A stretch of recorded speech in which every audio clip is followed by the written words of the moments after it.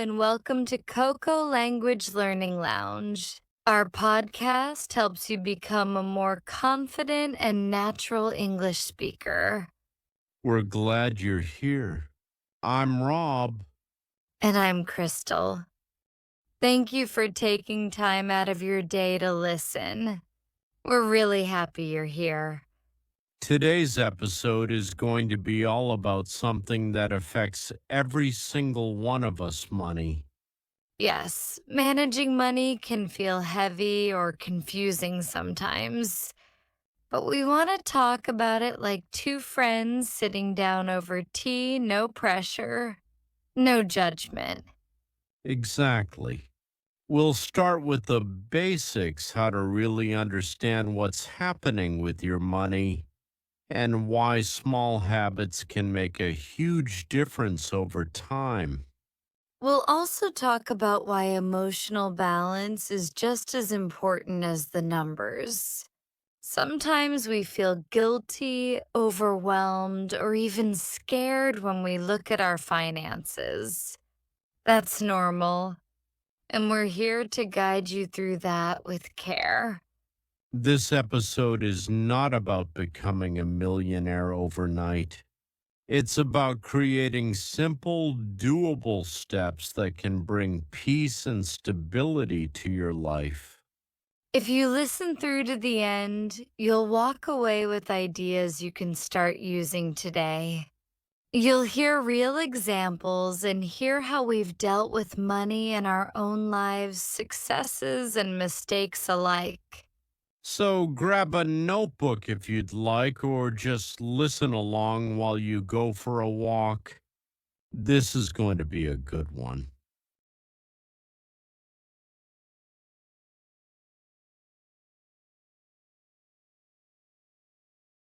Let's start with something that seems simple but is actually really powerful, knowing where your money goes.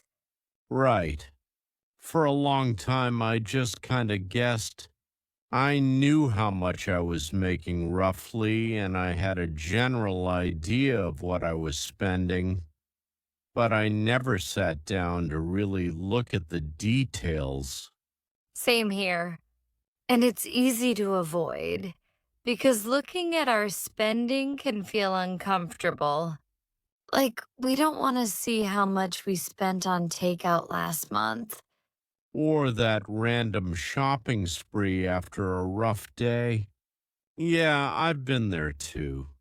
But the thing is, once you start writing it down, it's not about guilt, it's about awareness. You can't change what you can't see. That's right. So here's something simple for 1 week. Write down every dollar you spend. Every single one. Don't try to change your habits yet, just observe. I did this once and realized I was spending almost $150 a month just on random snacks. I was shocked. I didn't even remember half of it. When I did it, I realized I had subscriptions I forgot about. I was losing about $60 a month on things I wasn't even using. And once you see it, you can decide what matters to you. Maybe you want to keep your Netflix, but cut back on food delivery. It's your choice. The goal is control, not restriction.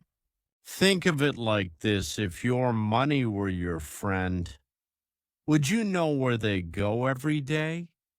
Would you know what they're doing? I love that metaphor. If we think of our money as something we're in a relationship with, we're more likely to treat it with care.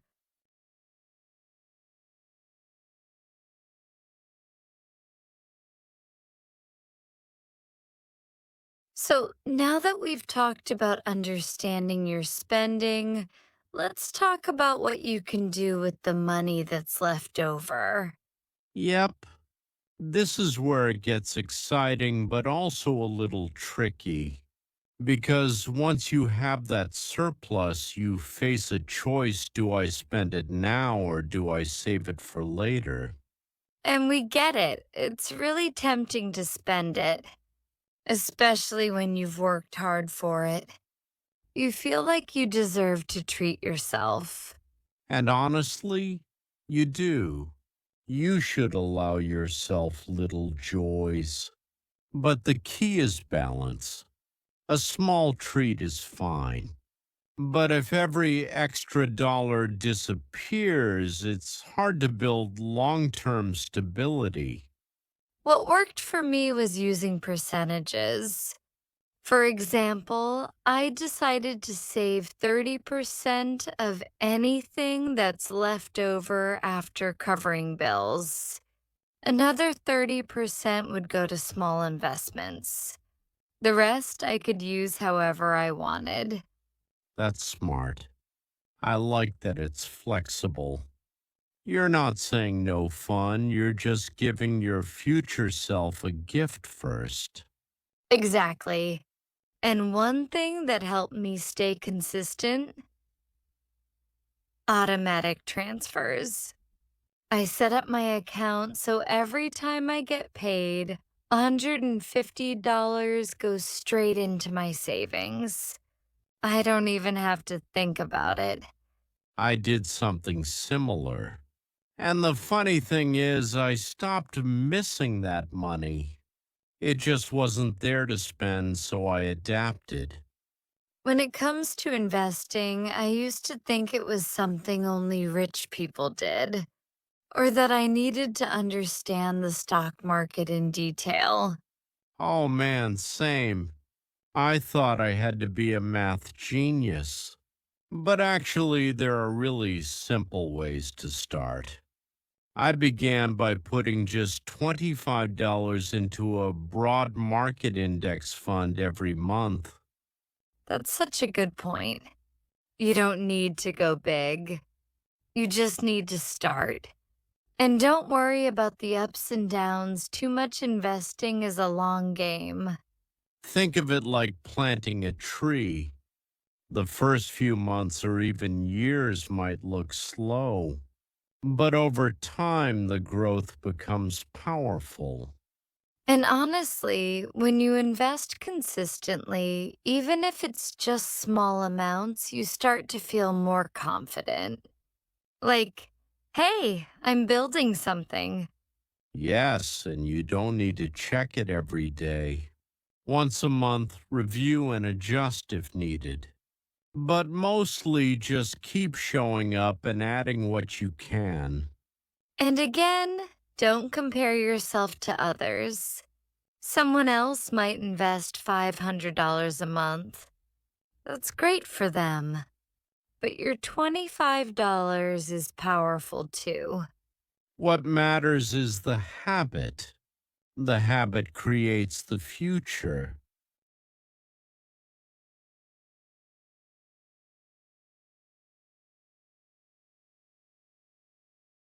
Let's switch gears a little now and talk about income not from your job, but from other sources.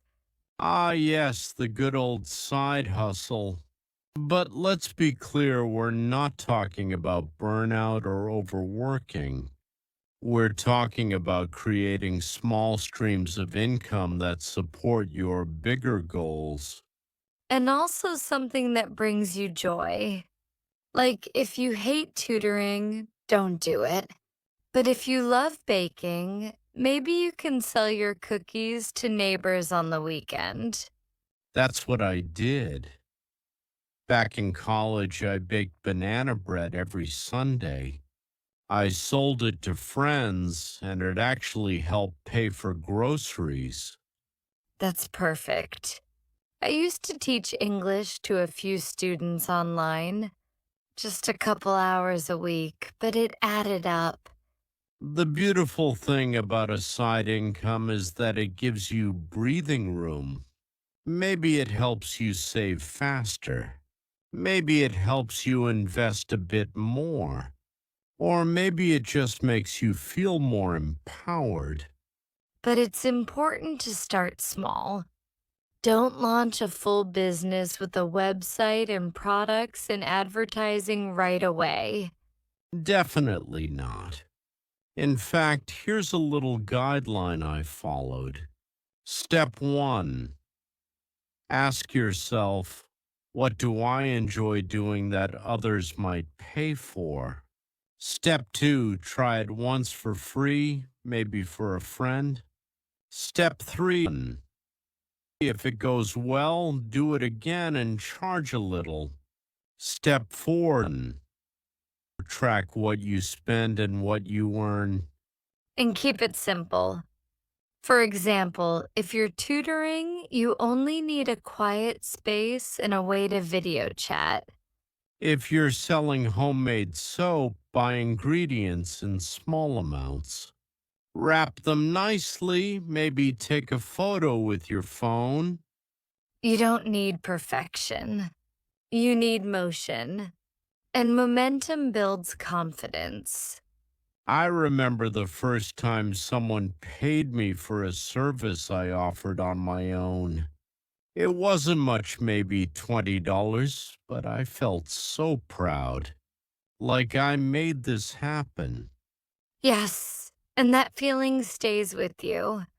You realize, hey, I can create value.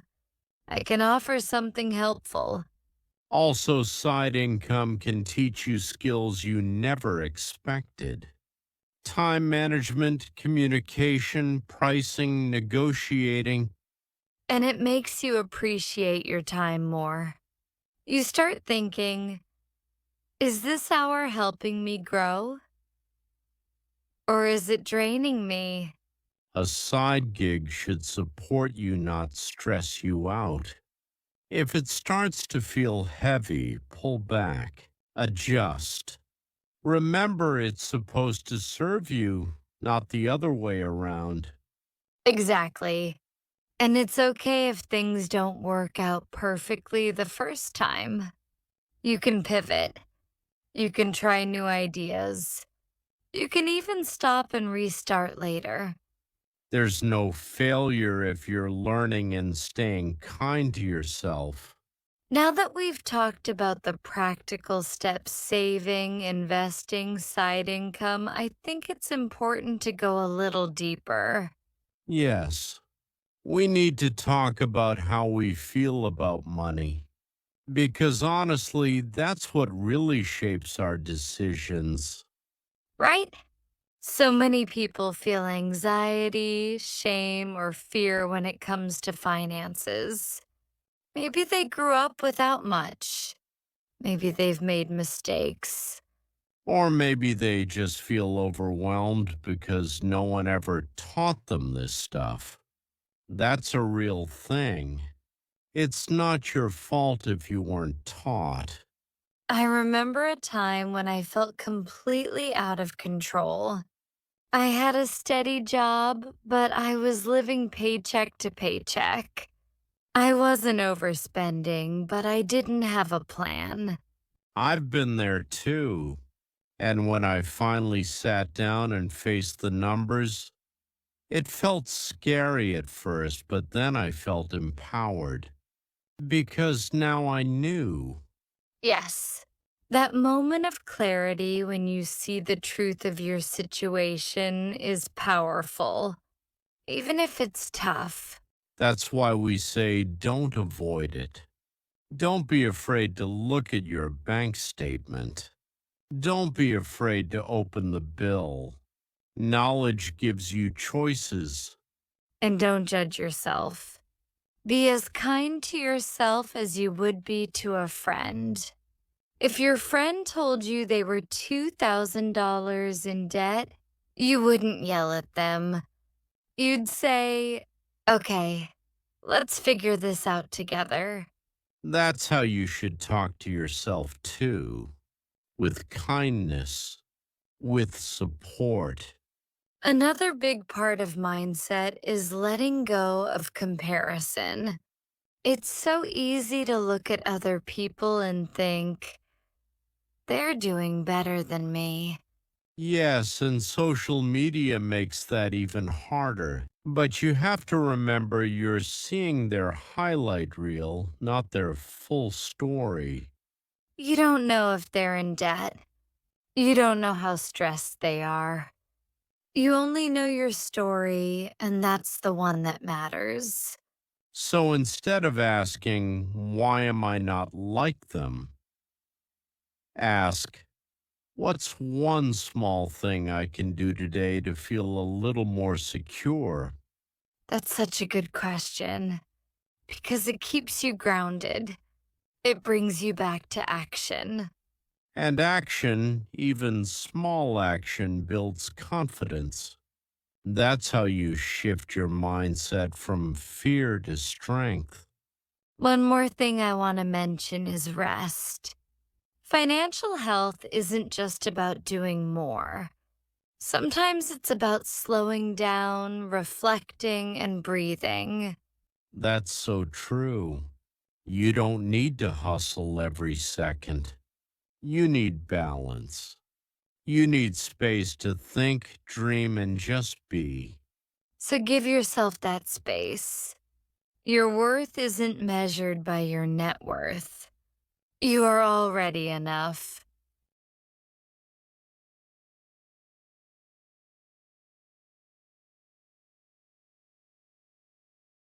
Let's share some real life examples now. People like you and me just trying to do better with their money. Yes, because sometimes hearing a real story is what gives us the motivation to try. I'll start.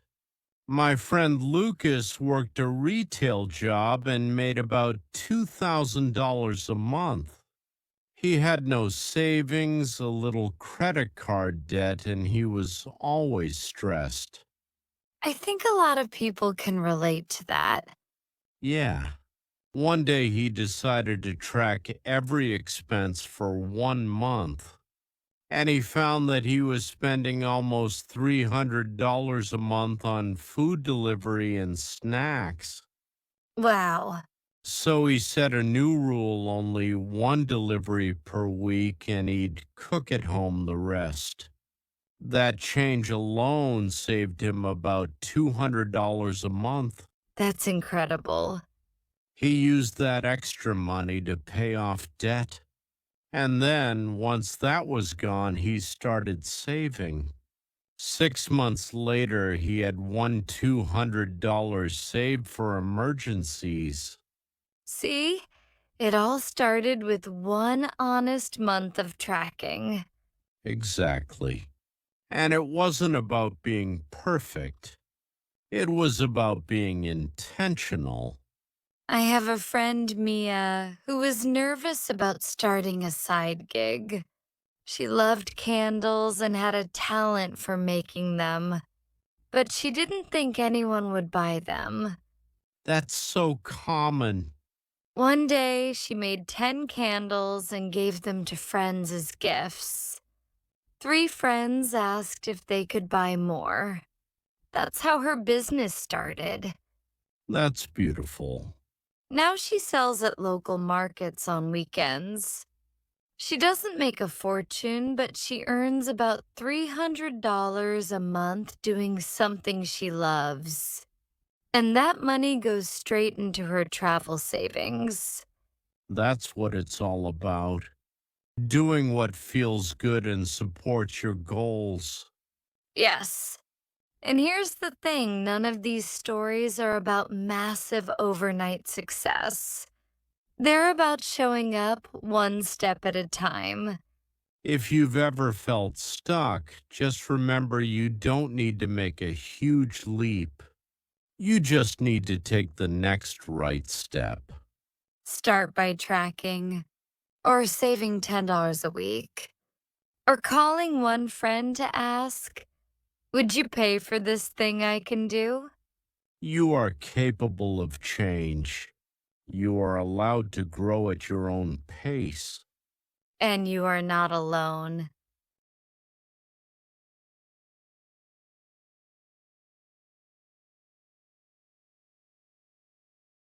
Before we officially close today's episode, we wanted to add one more section, something that ties everything together.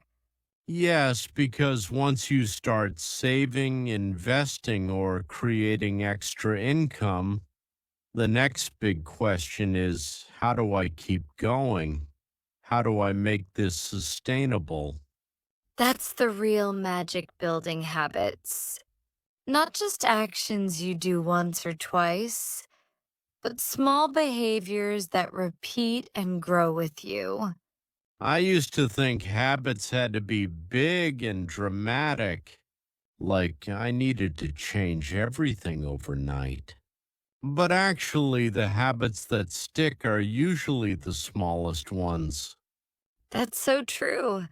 Like writing down expenses once a day or checking your account every Sunday. It's the little rituals that add up. One thing that helped me was pairing habits with something I already do. For example, I check my spending summary right after brushing my teeth in the evening. It's quick and it keeps me aware. I do something similar. I review my savings goals every time I do laundry. I know it sounds random, but it works. It's consistent. That's the key, make it easy. Make it fit into your real life. Also, celebrate consistency, not perfection. If you save $30 one week instead of $50, that's still a win. You're still in motion. Yes, life will always change unexpected bills, illness, job shifts. The goal isn't to have a perfect record. The goal is to return to your habits even after a tough week. And if a habit stops working, it's okay to change it. Flexibility is part of sustainability. Another tip, don't do this alone. Even just telling one friend, hey, I'm trying to track my spending this month makes a difference. Absolutely. Having someone to share progress with or even struggles keeps you grounded. It reminds you that you're human. Also, set reminders for your habits. A sticky note on your fridge, a phone alarm every Friday, a savings chart taped to your closet. Visual cues help. And finally, know your why. Why do you want to manage your money better? Is it to feel safer, to travel, to take care of your family? That purpose gives your habits meaning. For me, it was freedom. I wanted to know that I could say yes to opportunities without fear. That was my reason. Mine was peace. I wanted to go to sleep without worrying about how I'd pay the next bill. That peace was my fuel. Whatever your why is, write it down. Look at it when you feel tired. Let it bring you back to your path. Sustainable habits don't come from pressure, they come from care. So be gentle, be steady, and know that every small step counts. We believe in your ability to build habits that not only last, but feel good. And we're right here with you.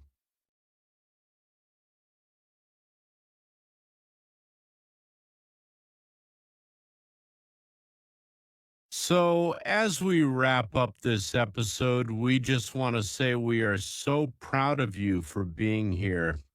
Truly. The fact that you chose to spend this time listening, thinking, and learning about money that matters. You've taken the first step. You've said to yourself, I care about this. I want to improve. And that's powerful. Even if you're not where you want to be yet, you're on the path. Remember, this is a journey. There's no rush, no deadline. Start with what you can. If it's $5, start there. If it's one small idea, explore it. If it's just awareness, that's enough. We believe in you. And we hope you'll come back for more episodes where we'll keep exploring, encouraging, and learning together. Until then, take care of your heart, your health, and your money. You deserve peace, balance, and abundance. Thanks for joining us on KoKo Language Learning Lounge. We'll be back soon with another episode. Until then, take care and happy learning.